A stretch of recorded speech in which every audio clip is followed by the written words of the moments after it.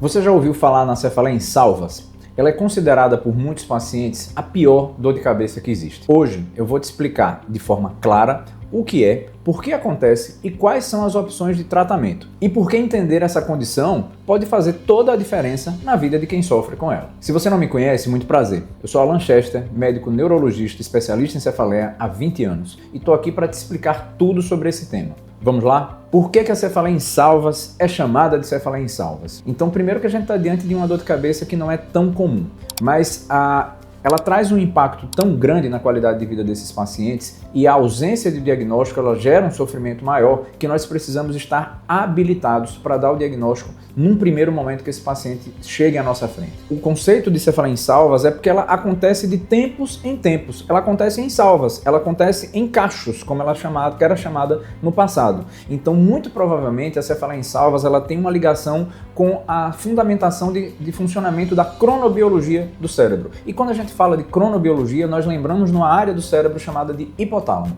Então, muito provavelmente, a gente está diante de uma doença que tem um padrão de funcionamento cronobiológico e por alteração do funcionamento do hipotálamo, que é essa área do cérebro relacionada a esses movimentos cíclicos de funcionamento. Então, por ela aparecer de tempos em tempos, é que ela é chamada de cefaleia em salvas. O paciente que tem cefaleia em salvas, ele não tem dor de cabeça todos os meses, como o paciente que tem enxaqueca, por exemplo. Ele pode passar anos sem ter dor. Nós temos pacientes que apresentam dores de cabeça de 4 em 4 anos. E isso não invalida o diagnóstico, é porque naquele momento o hipotálamo funcionou de maneira diferente e deixou aquele paciente mais vulnerável ao aparecimento das crises. E esse período concentrado de semanas ou meses é chamado de período de salva. É aquele período onde o paciente está mais vulnerável ao aparecimento da dor e depois ele pode se seguir a um grande período de remissão onde ele não tem nenhum dos sintomas da cefaleia em salvas. Habitualmente, a cefaleia em salvas ela é uma dor unilateral, então apenas de um lado da cabeça e raramente ela vai mudar de lado. Então, se aquele paciente tem uma dor à direita, ele sempre vai ter dor à direita, ou o contrário, se ele tem dor à esquerda, ele sempre vai ter dor à esquerda. Ela é um tipo de dor que se concentra muito no olho e na região periocular, ou atrás dos olhos, e ela vem acompanhada dos que são chamados sintomas trigêmino-autonômicos. Então é um paciente que parece estar numa crise de sinusite, o olho lacrimeja, o nariz fica entupido, a voz muda, ele fica a voz fica anasalada e ele pode não ter esses sintomas de lacrimejamento e vermelhidão, mas ter uma agitação. O paciente que tem enxaqueca, ele busca o repouso, mas o paciente com cefaleia em salvas, ele não consegue ficar em repouso porque ele tem a sensação que o repouso piora. Então ele se movimenta não para melhorar, mas porque ele não consegue ficar parado pela intensidade da dor. A intensidade da cefaleia em salvas, numa escala de 0 a 10, normalmente é descrita como 1000. Então esses pacientes, eles não conseguem quantificar a intensidade da dor, que realmente é bastante insuportável. Ela é chamada, no passado, ela foi chamada por vários epônimos, como eritroposopalgia de Bing, mas hoje ela é chamada de um nome muito menos elegante, que é a cefaleia empunhalada ou a cefaleia do suicídio. Em termos de duração, a cefaleia em salvas ela tem uma duração curta, relativamente curta. Uma crise de cefaleia em salvas ela pode durar de 15 minutos a 3 horas e acontecer várias vezes ao dia, de 1 até 8 vezes ao dia. Os sintomas trigêmino-autonômicos, eles são aqueles relacionados ao estímulo da região trigeminal, do gânglio trigeminal. Então, os sintomas, eles são descritos como vermelhidão no olho afetado, lacrimejamento, o nariz entupido, o nariz escorrendo, sempre do lado da dor. Um sintoma interessante que às vezes confunde a cefaleia em salvas com um quadro de sinusite, por exemplo, é que o nariz ele pode ficar entupido. Então você pode ter uma congestão nasal, o paciente pode ter voz anasalada. Então quando você tem uma dor de cabeça e o nariz está entupido, muita gente vai pensar imediatamente num quadro de sinusite. E como a cefaleia em salvas e a sinusite podem melhorar com o uso de corticoide, o próprio tratamento também pode confundir o diagnóstico. Na cefaleia em salvas, existem alguns gatilhos que são muito bem determinados. Talvez o principal deles seja o álcool. Não quer dizer que o álcool ele tenha que ser evitado por toda a vida. Aliás, quando a gente quer saúde, com certeza o álcool deverá sempre ser evitado.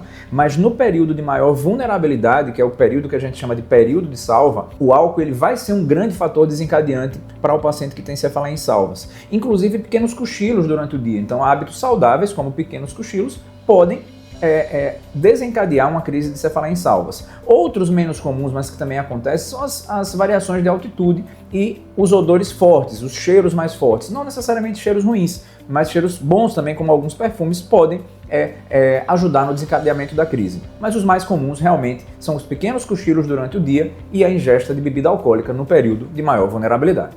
O diagnóstico da cefaleia em salvas, ele é eminentemente clínico.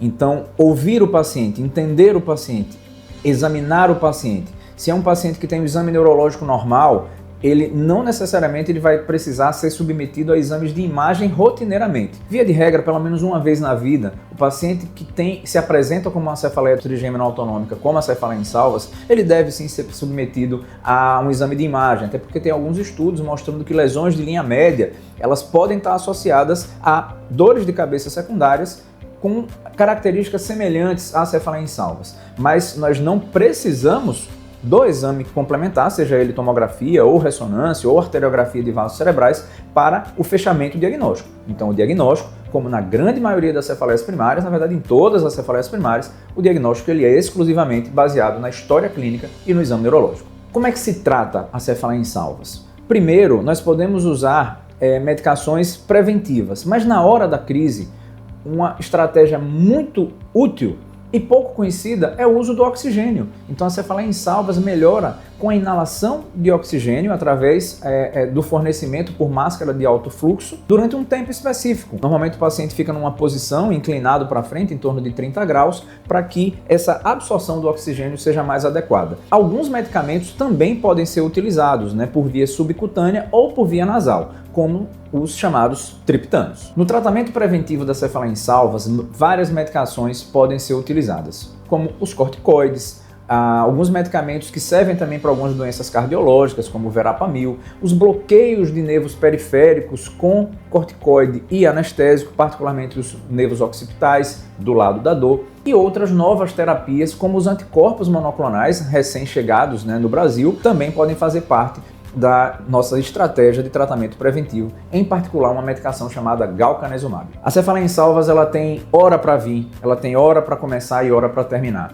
E naquele período que o paciente está mais vulnerável, o sofrimento ele é muito grande.